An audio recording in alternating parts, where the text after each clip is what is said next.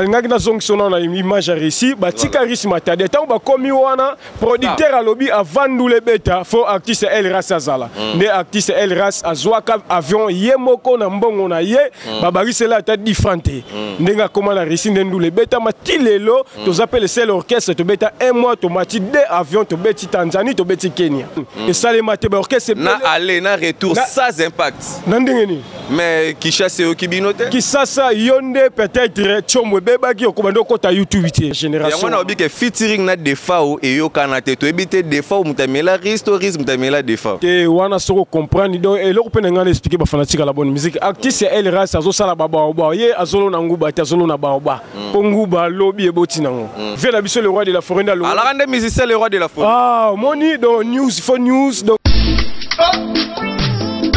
RDC News nana global sus titia solo eye Yanangala Xbas Solega RDC News RDC News René Atiri Le Macron Pacificateur Selena Malamu S'abonner Basobanganga Abonnez-vous massivement Bana monde entier Bana Dar es Salaam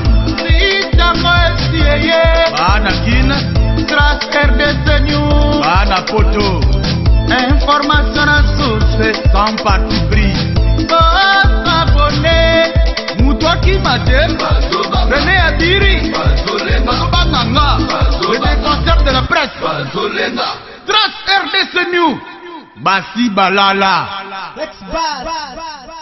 Merci bien très chers amis fidèles internautes, nous sommes là toujours autour de l'actualité. Abonnez-vous massivement sur www.trace RDC News. Partagez toujours nos vidéos. Merci beaucoup à Willy Mouché, Nico Damboka, Paola Schengen, Kula Londres, Monson Zamba, Zutanko Kela pendant une année. Blondine Poutou, Maman Sociale, Chandel Batantou, Maman Paradis, Cornelia Doussi Givenchy. Nous sommes là avec Fabrice. Bonjour. Ouais, bonjour. Donc, bonjour Nabana Potonioso, bonjour à mon patron El Ras, de celle femelle de la musique africaine qui est Ris Matadien. Bonjour à Willy Mouchen, le véritable code. Donc, Yondo Sougisi va faire. Merci beaucoup. Voilà, merci beaucoup. L'actualité, il y a Ris Matadien et Zaline. Apparemment, Ris Matadien, départ, Ezala qui m'a belé et puis il y a qui nous attend à ce qu'on les soutient dans l'émission. Et c'était en raison de. Oui, donc Bana Poto, je suis Fabrice Matadien, donc image valable de l'artiste El Ras, Ris Matadien, de self-made, le plus beau de sa génération. Donc vraiment, ce morning, on a présenté Ris Matadien. Donc, tant que Ris Matadien, on a été parce que tous en studio, Bamisala, ils ont vraiment belé. Il y a un moni artiste, ils ont vraiment parlé, ils ont concentré. Mais il paraît-il que Ris Matadien, qui est vraiment pressé à Kolongwa et pas fait rigoler au moment où Makamba Belinga qui pèse sa mandenga sima. Ris Matadien, moi, je suis tapé studio, ils ont été en moni depuis longa babina filé kutu bena sima banzembu ba concert ba production bana poto ba yebi ya Willy Mouchen le véritable code ya mboka ya Willy Mouchen ya yebi na génération ba El Ras muto aza stable lokola ye jusque là azate beta featuring na defa oyo kanate non featuring abeta wana featuring abeta azapel le premier jeune oyo abeta featuring na koko na papier papa parce que wana grand frère d'Abisio Matadi papa d'Abisio Matadi parce que nous sommes les villageois wana c'est kozo finga ba inoso ba beti ba featuring na ba Fabrigas non na solo la makambo El Ras na solo mambo lipa na nguba tenga na Fabrice Matadien. Mais tant que lobby que yende mta sali featuring à makasi na le général des formes au moment où ba faire rigolo la pe ba yemba na ba Koffi Olomide. Te mon minute dans sur le mambo El Ras. Donc tant on sur mambo El Ras donc c'est que dans sur la génération. Et on a lobby que featuring na defao et yo kanate to ebite defao mutamela historisme mutamela defao. Te wana soko comprendre donc et lokho pena ngana expliquer ba fanatique la bonne musique. Artiste El Ras azo sala baba oba ye azolo na nguba te azolo na baoba. Po nguba lobby eboti nango.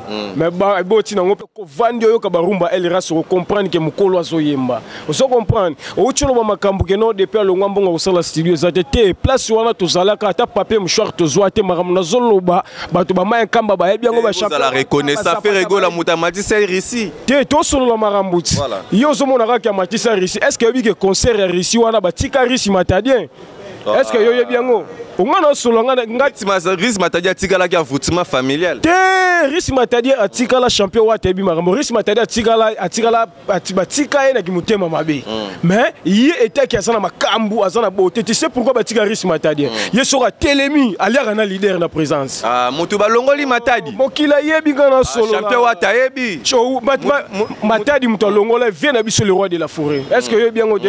Vient na biso le roi de la forêt na longola. Alors rende musicien le roi de la forêt. Ah moni donc news for news donc voilà. News azana la source vers le roi de la forêt ndemtu amema biso na kati ya kisasa. Comprends? C'est pour cela d'abenga des self-made de la musique africaine. En bref, l'homme créé par soi-même. Voilà. Donc yé basala été. Comprends? Yé azwa chance te yo ka kolela nde ba masa msu bazwa. Yo ka kolela ngandi nzembo te. Yé abi auti mboka asali ba makamu na ye.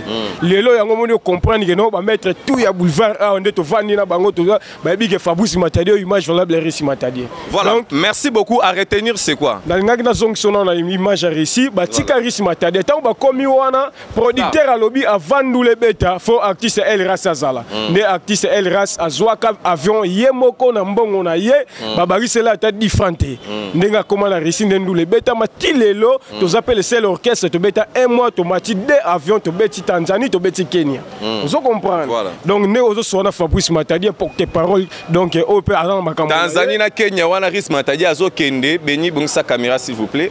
Donc Riz Matadi a voyagé qui est moko, a voyagé na artiste et musicien te. Ko akenda ki okuta ba orchestre ezakuna a répéter na ba YouTube moi-même j'étais là côté na YouTube na combo na la liste de voyage nazaki numéro 1. Tokenda délégation 9 personnes. Comprendre? Et ça les maté ba orchestre na aller na retour sans impact. Nandengeni. Mais Kishasa et Okibinote Kishasa yonde peut-être chomwe beba ki okobando kota YouTube te. Donc bana poto Riz Matadi aza mutu o lelo azopesa makambo yango abi Fabrice Matadi expliquer bana poto ke kala mingi te bozo bato inenge sali mwa salite wana po boyoki musique ya ben salite boyoki musique ya makelele bosira bozo karumba parce que toza na studio na vandi na studio depuis Riz Matadi bandi makambo na ba voyage tundengo beti bo sali déjà combien de nzembo o déjà na ba réseaux sociaux soit tezo leka déjà na écran. Donc mutu nyonso azana posa kozwa nzembo na biso akota na YouTube na plateforme nyonso téléchargement ici via ko memanga na YouTube ndete faire à YouTube wana ozo lukande siko problème ozo solona pour que parole yo azana maye ero memanga na YouTube wana oyebi ke Riz Matadi ata vidéo concerne mo tilelo non le kata 10 000 vite papa maramto sona pour que parole maele donc comme senga na batu baya to senga na batu te nazo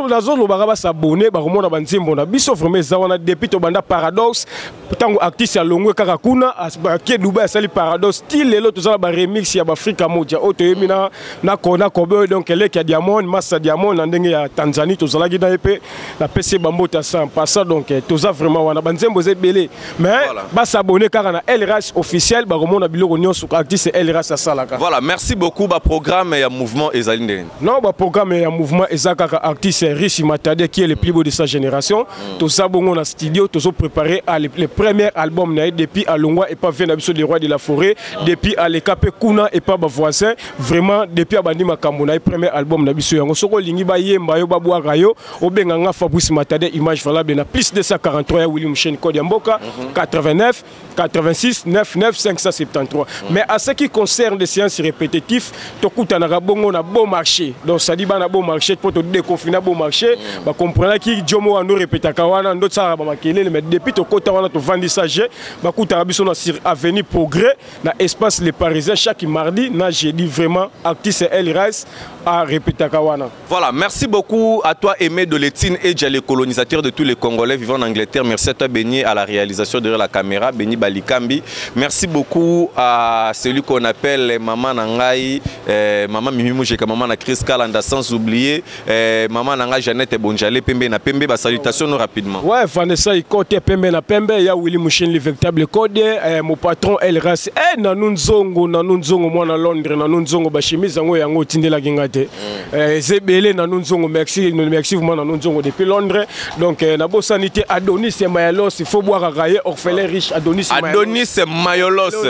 Voilà. nae joyeux anniversaire Adonis Mayalos sur Kena Mayalos kuna na monga fula utobika ke non azakina Fabrice Matadien akosolola donc bana poto tuna lingara bino trop merci vraiment ya ngande ko émission moko kitoko et ça linga vraiment bien mais balongola na mutu na bango ki El Rice azwa papier mouchoir côté wana ye aza mutu wa créer ami créer ye moko donc l'homme créé par soi-même en anglais to so bengango de self-made made. Voilà, merci beaucoup. Abonnez-vous massivement sur www.trace RDC News. On se retrouve à la prochaine numéro. Trace RDC News. Nanyangolo balisus. Titia solo eye. Yanangala Xbas. Solega. Trace RDC News. Trace RDC News. René Atiri. Le Macron. Pacificateur. Selena. Malamu. Abonnez-vous massivement. Bana monde entier. Bana Dar es Salaam. Bana Guinée. Trace RDC News. Bana Poto. Information à source sans parti pris. Abonnez. Moutouaki Madel. René Adiri. Bana le défenseur de la presse. Trace RDC News. Basi Balala.